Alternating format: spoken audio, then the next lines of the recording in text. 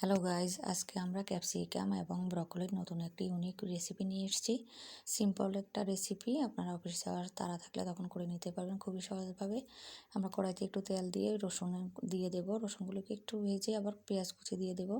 পেঁয়াজ কুচিগুলি দিয়ে আমরা কিছুক্ষণ ভাজতে থাকবো।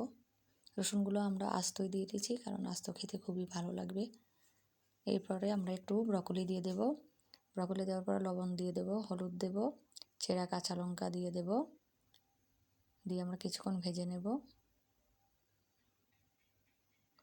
সেগুলো এরপরে আমরা ক্যাপসিকামগুলো দিয়ে দেবো। ক্যাপসিকামগুলো একটু পরের দিকে দেবো, যাতে ক্রাঞ্চিনেসটা থাকে।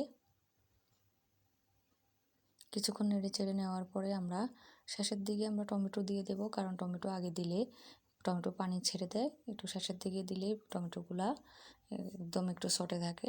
1 চামচ সয়া সস দিয়ে দেবো।